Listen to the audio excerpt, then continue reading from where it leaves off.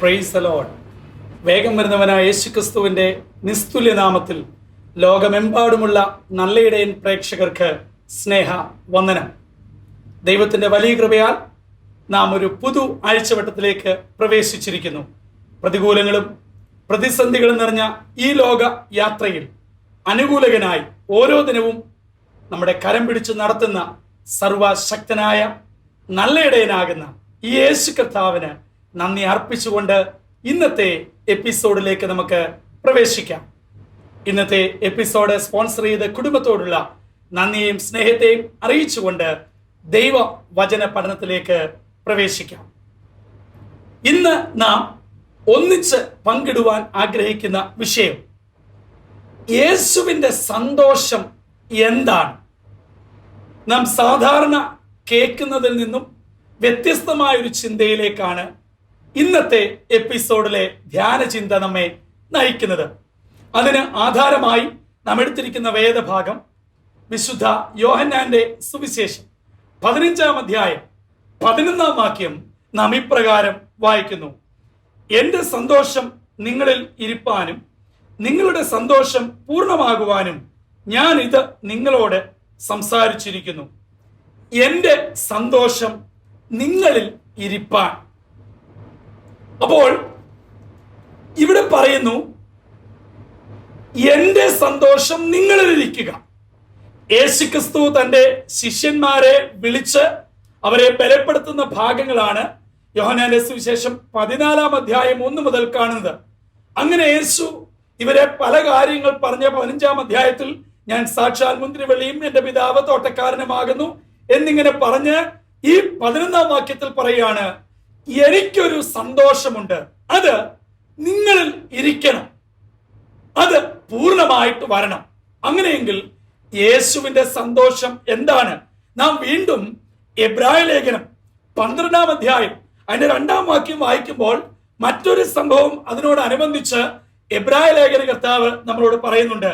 അത് ഇങ്ങനെയാണ് നാം വായിക്കുന്നത്: വിശ്വാസത്തിന്റെ നായകനും പൂർത്തി വരുത്തുന്നതിനുമായ യേശുവിനെ നോക്കുക.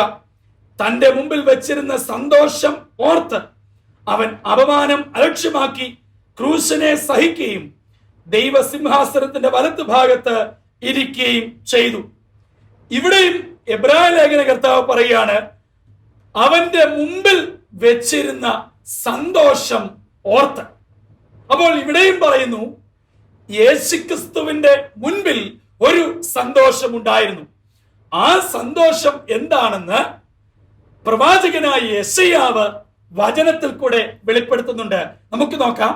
യെശയ്യാ പ്രവാചകന്റെ പുസ്തകം 53-ാം അധ്യായം 10-ാം വാക്യത്തിൽ അത് വെളിപ്പെടുത്തുന്നു.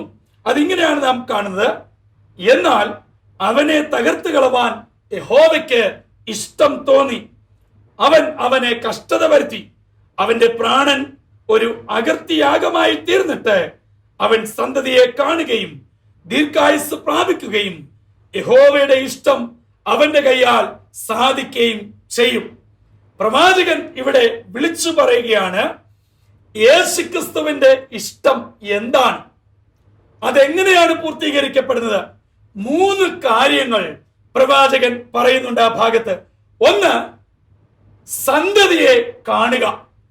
അവിടെ പറയുന്നുണ്ട്, ദൈവം അവനെ കഷ്ടത വരുത്തി, അവനെ തകർക്കുവാനിടയായി.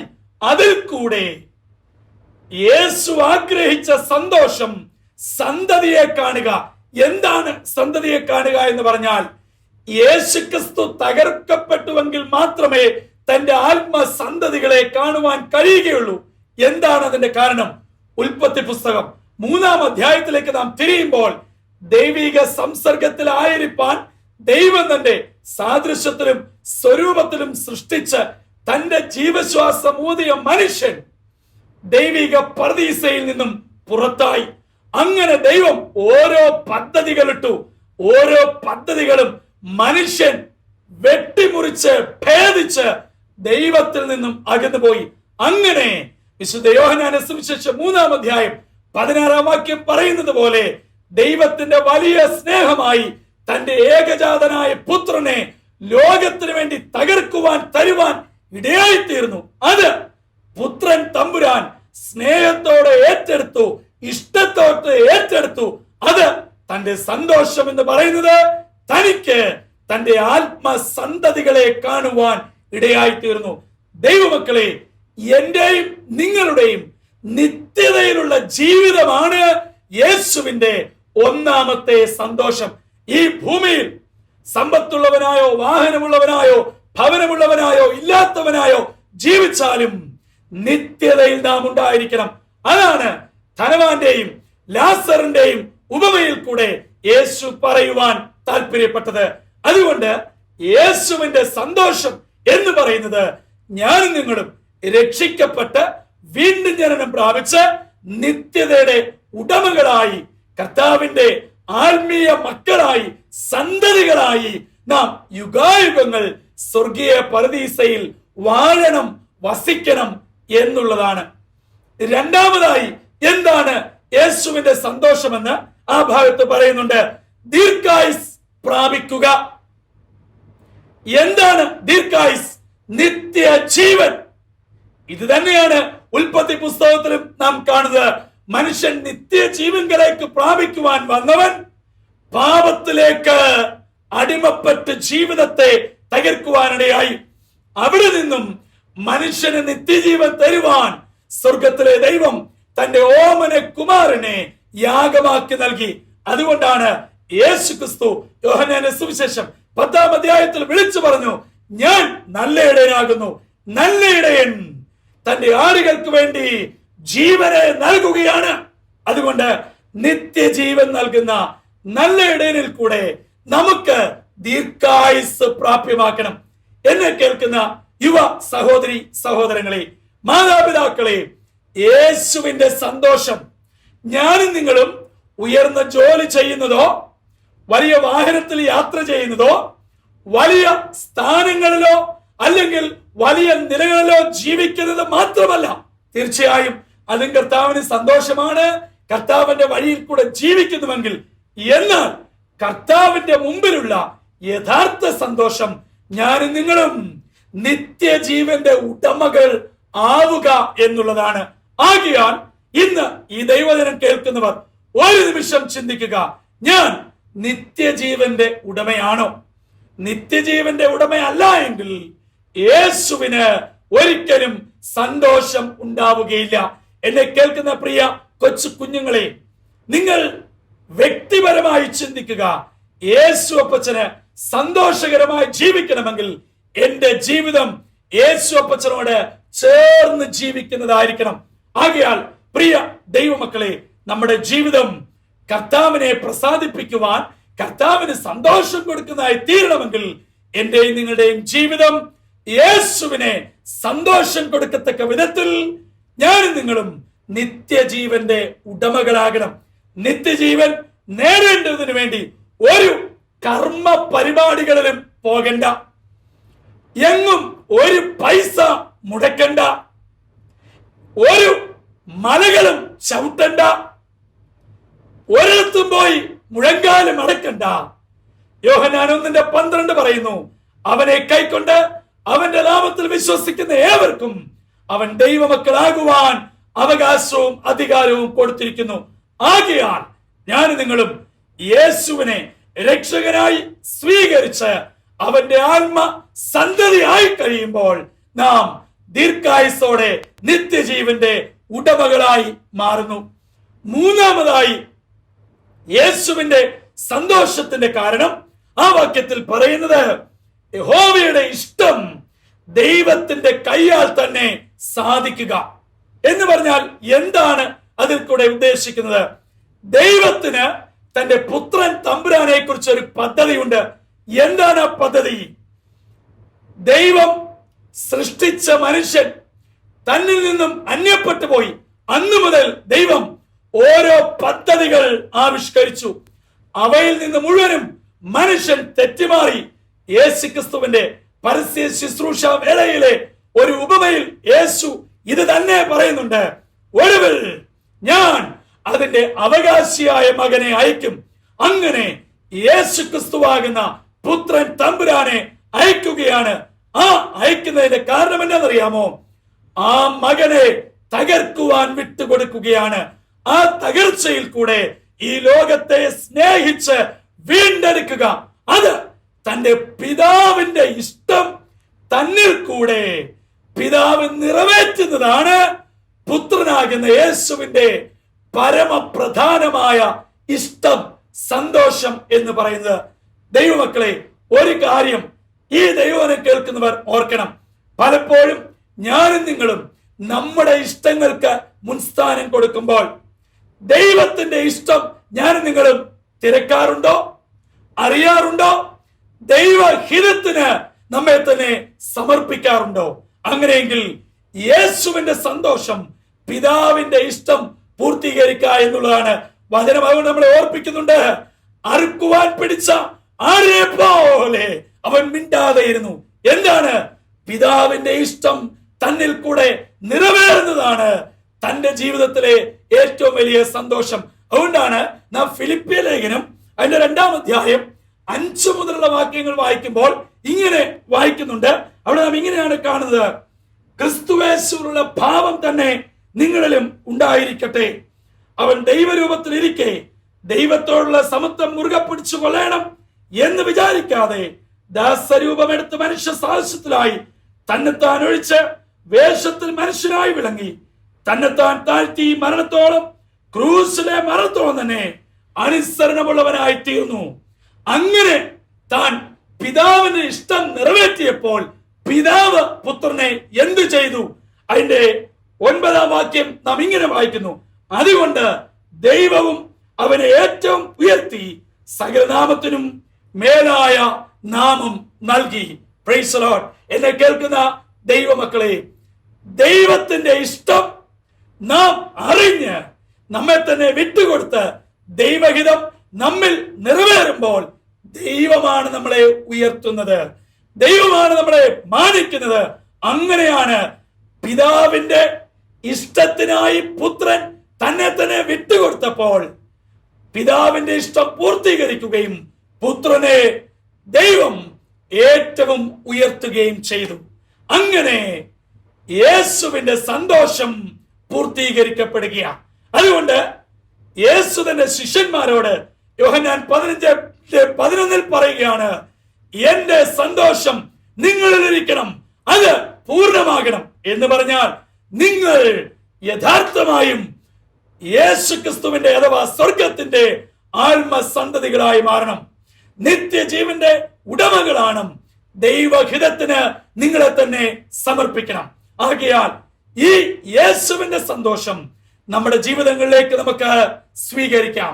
അവ നമുക്കും പ്രാപ്യമാക്കിക്കൊണ്ട് നമുക്ക് നൽകിയിരിക്കുന്ന മനുഷ്യായുസ് കർത്താവിന് വേണ്ടി ജീവിപ്പാൻ നമ്മളെ തന്നെ നമുക്ക് സമർപ്പിക്കാം. ഈ വചനങ്ങൾ നമ്മുടെ ജീവിതത്തിൽ മാറ്റലിക്കൊള്ളട്ടെ.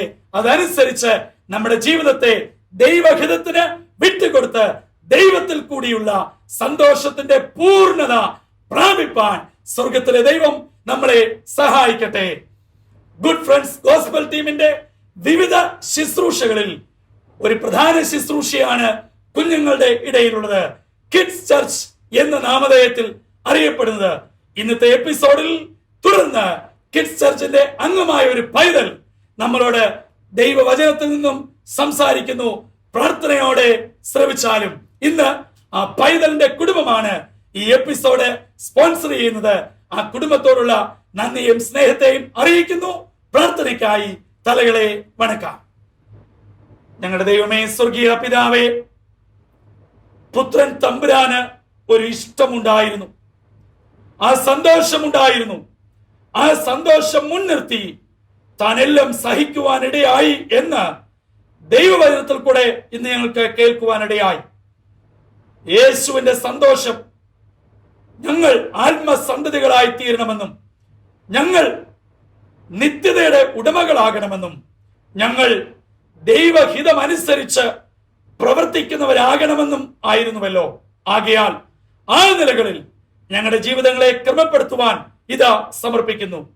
തുടർന്നും അങ്ങയുടെ വേലക്കായി ഞങ്ങളെ ഒരുക്കുകയും ദൈവഹിതം ഞങ്ങൾ കൂടെ നിറവേറുവാൻ ഞങ്ങളെ അവിടുന്ന് തിരഞ്ഞെടുക്കുകയും ചെയ്യണമെന്ന് യേശു മശിഹ മൂലം അപേക്ഷിക്കുന്നു.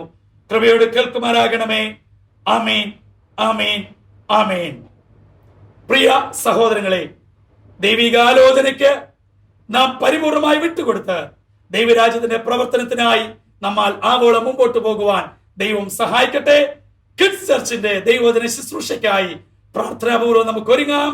God bless you all.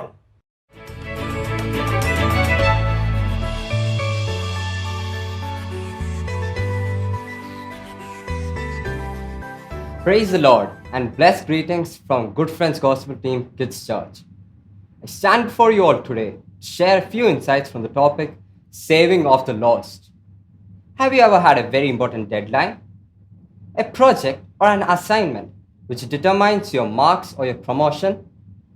There are preparations to be made, there is work to be done.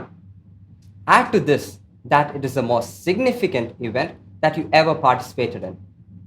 Your marks is on the line, your job is on the line. It is stressful and fearful. Then maybe, in a tiny way, you can relate to this scene in the life of Jesus Christ. He was on the verge of God's master plan. Since the foundation of the world, this was God's plan to redeem his fallen children. A majestic, wondrous, yet terrible path. The path to Calvary. Now let's look into this well-known incident from the Bible. Zacchaeus and the sycamore tree. Reference, St. Luke chapter 19 verse 1 to 10. Point number 1. False judgment. Verse 1 says Jesus was passing through Jericho to his path to Jerusalem. There was a worldly and sinful man named Zacchaeus. The Bible doesn't quite say that he was worldly or sinful, but that he was a tax collector and that he was rich. The religious people of the day would say that that makes it obvious. He was a tax collector, so he would have no morals. He was rich, so obviously he got his riches at the expense of the rest of the people. In verse 7, he is also referred to as a sinner. Don't judge a book by its cover. The worldly and sinful man that we see every day, that we work with, our neighbor or our classmate, may not be as evil as we think. They may be just another Zacchaeus waiting for their Lord and Savior. Moreover, it is not for us people to decide whether a person is a sinner or not. Point number 2. Zacchaeus' willingness to be saved. Verse 3 and 4 is a passage about a resourceful short man who found his way to see Jesus. He climbed the sycamore tree and waited and watched. He wanted to see Jesus. He wanted to be a part of this big scene. Now think about this. Jesus was in town, so everybody would have wanted to see him. There was a huge crowd in the street. People would have even been on top of their houses to see Jesus. And just as Zacchaeus, many people would have even climbed trees. But how did Jesus notice only Zacchaeus, a short man, from among this huge crowd? The only sensible answer to this is that Zacchaeus so wanted to be seen by Jesus that his faith outshone from the rest of the crowd, and thus Jesus noticed him. We know what happens next. Jesus came by, stood right at Zacchaeus, and said, "Zacchaeus, come down. I want to stay with you for a while today." And Zacchaeus came down immediately and welcomed Jesus gladly. Now here is a part not many of us notice, and my third point. Jesus' indifference to others' thoughts. In verse 7, we can see that the people thought, why don't Jesus know what kind of a man Zacchaeus really is? Even I know that we should not hang around with these type of sinners. They are sinful people who do sinful things and have sinful stuffs in their house. To go there would make my other religious friends think I am as a sinner as him. I need to maintain my religious superiority among these people. Why can't Jesus invite Zacchaeus into the temple? I'm not going into his house. These self-righteous hypocrites and mutterers missed out on what happens next. And this is often the way it is in reality as well. The legalist self-righteous people gather in their own little huddle and talk about their offenses, while God is here changing lives. Which brings me to my fourth point, acceptance and repentance. Zacchaeus, on hearing all these mutters, stood up and said to Jesus, "Look, Lord, here and now I give half my possessions to the poor. And if I have cheated anybody out of anything, I would give them back 4 times the amount." It shows us that Zacchaeus came in terms with his sins. It's implied and obvious that Jesus had an impact in his life. So much so that he repented and made restorations for the wrongs he had done. He was a changed man. He would never be the same. The reason to it is because Jesus took the time to sit with him, to love him, and to show him the right way. There is no greater joy for a believer than to witness another soul come closer to Jesus Christ. And there is no greater blessing than to be in the same room, be a part of someone coming to save as Lord and Savior. The self-righteous missed it. They gathered with their own types and made sure they didn't get dirty by going into Zacchaeus' house. And that's the lesson we need to learn. To conclude, I would like to say that God sent His Son to save what is lost. It is not for us to decide whether a person is right or wrong. That's the duty of God's, not ours. Our duty as lost is to be saved. And for that, we need to have the sheer will to overcome all the temptations and obstacles that come in front of us, just as Zacchaeus did. The temptations and obstacles that came in front of him was his height, his riches, the crowd in front of him, and even the self-righteous people who made false assumptions about him. He overcame each of these, and thus Jesus noticed him and he was saved. And that's the lesson we learn from the incident of Zacchaeus, and that's the lesson we need to apply in each of our lives as well. Thus, being saved from the lost. Hope what I have shared becomes useful to each of you who have heard it, and I pray each of you be as blessed as Zacchaeus was after being saved. Thank you and God bless.